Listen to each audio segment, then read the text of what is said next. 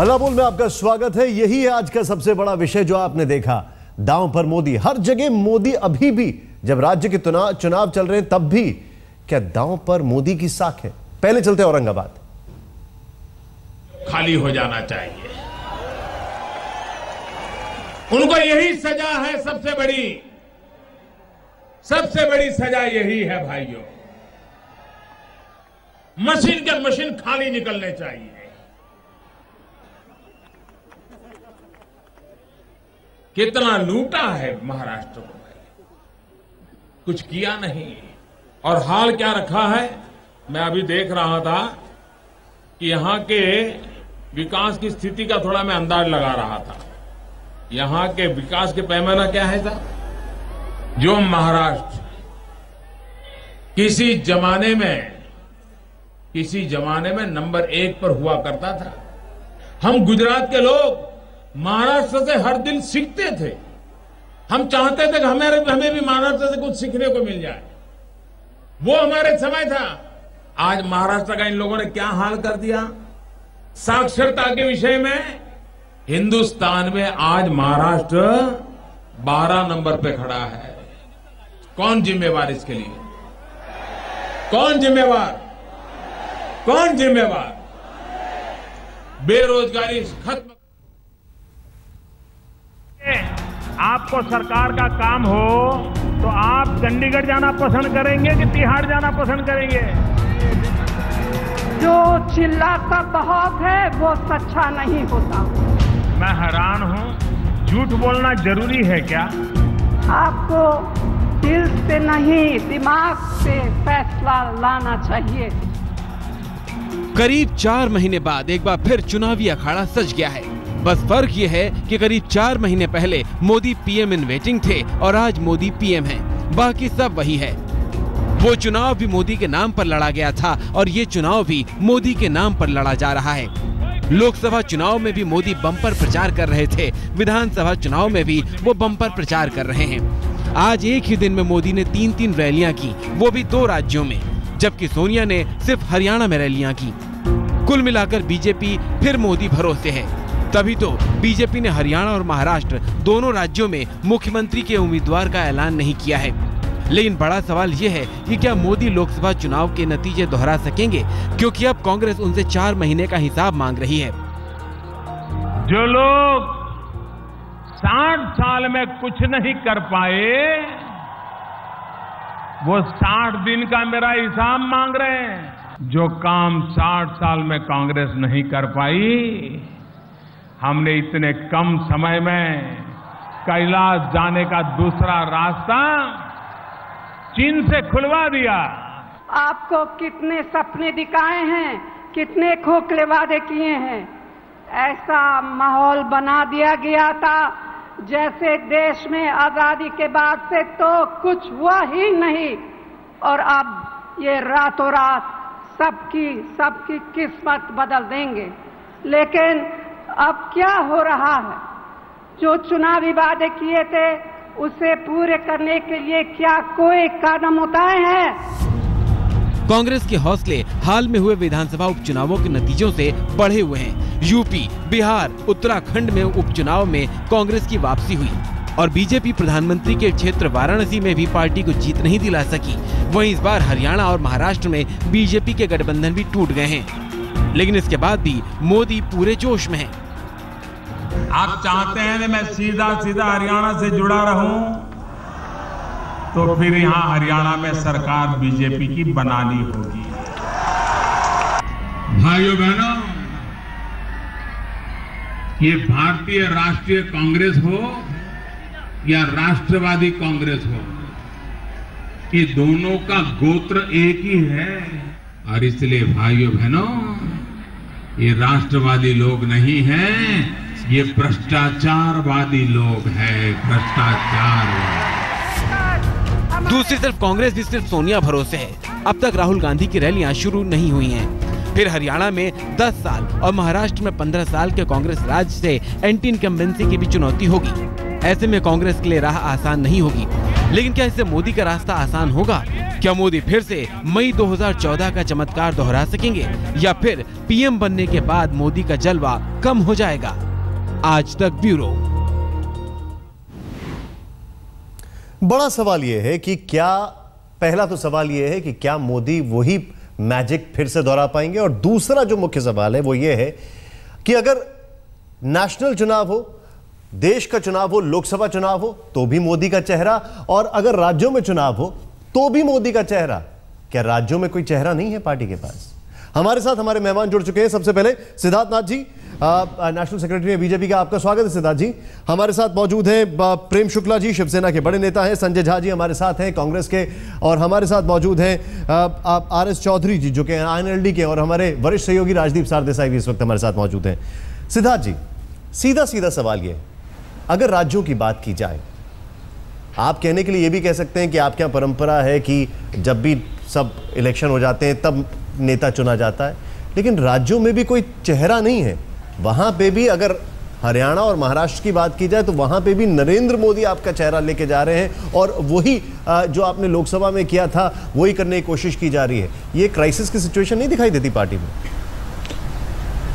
नहीं, मुझे नहीं क्राइसिस की दिखती है, क्योंकि एक चीज मैं आपको करेक्ट भी करता हूँ, जरूरी नहीं है कि हम लोग हर जगह एक ही चेहरा या चेहरा ही लेके गए हैं। कभी कभी कुछ परिस्थितियां होती हैं, उसके आधार पर नहीं ले जा पाते, कभी कभी होती हैं स्ट्रैटेजीज होती हैं, उसके आधार पर नहीं कर पाते।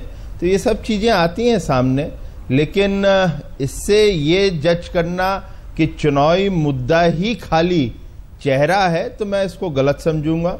क्योंकि हरियाणा के अंदर हो या महाराष्ट्र के अंदर हो, एक एंटी इनकम्बेंसी का माहौल है, और उस एंटी इनकम्बेंसी को आपका कौन सा सबसे बड़ा जो चेहरा है पार्टी के अंदर, आपका जो सबसे बड़ा चेहरा है जो उसको अच्छी तरह से जनता के बीच में ले जाए, वो आपकी एक स्ट्रैटेजी का एक अंग बनता है। और मेरे ख्याल से ये एक अच्छी स्ट्रैटेजी का एक अंग है, और उसको हम लोगों ने पेश किया।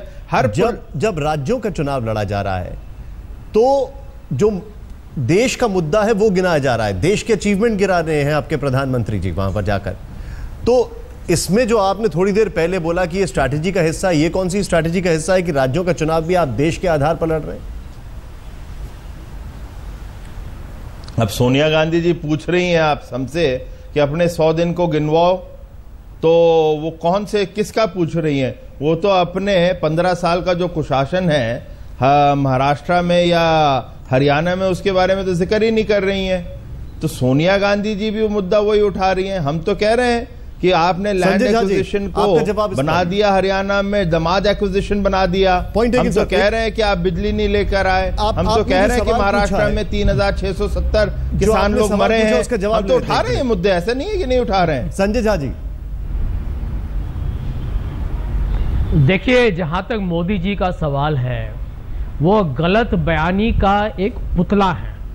ये एक बार वो चुनाव में लोगों को बेबुनियाद गलत बात कह के उन्होंने जो कहते हैं सफलता अपने लिए प्राप्त कर ली। भारतीय जनता पार्टी में उनको प्रधानमंत्री बनना था, वो बन गए।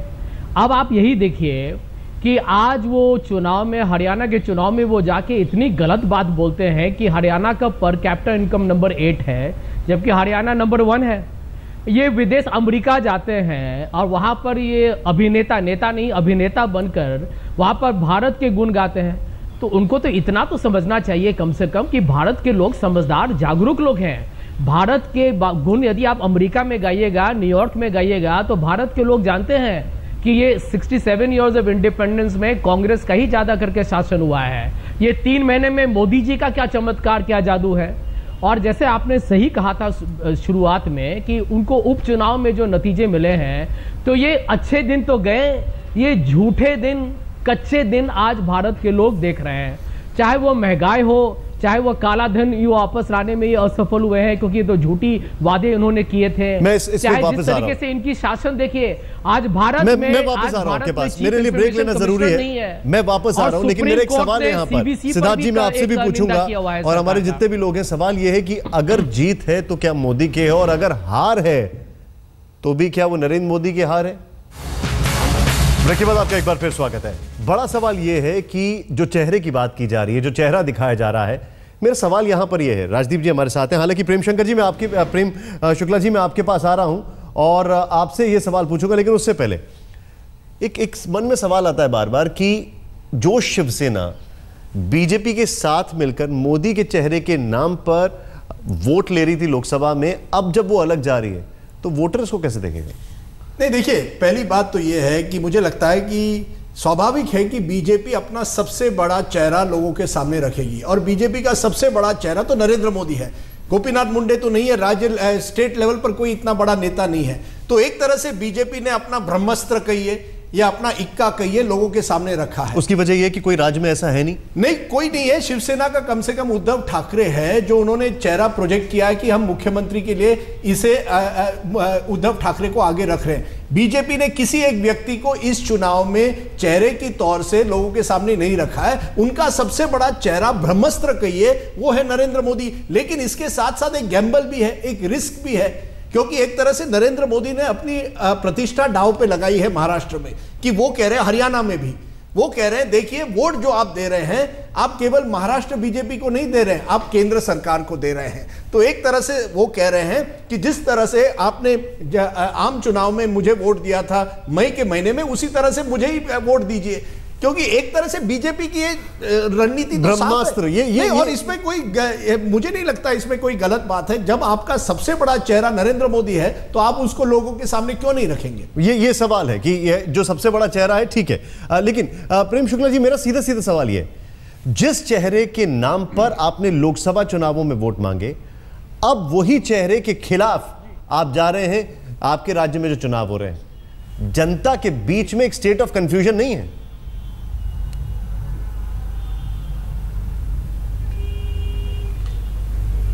देखिए, जनता के मन में किसी तरह का स्टेट ऑफ कंफ्यूजन नहीं होगा। हमने अकेले नरेंद्र मोदी के नाम पे वोट नहीं मांगा था, हमारे उद्धव ठाकरे जी के नाम पे भी हमने वोट मांगा था, अपने कैडर और शिवसेना प्रमुख के पुण्याई के नाम पर भी वोट मांगा था। सवाल अब भारतीय जनता पार्टी से है कि गुजरात में आप नरेंद्र मोदी जी का चेहरा जब प्रोजेक्ट करते हैं, तो उस समय जब अटल जी आडवाणी जी पूरे यौवन पर थे, उनकी राजनीति यौवन पर थी, तब भी आप जो है उनका चेहरा प्रोजेक्ट नहीं करते।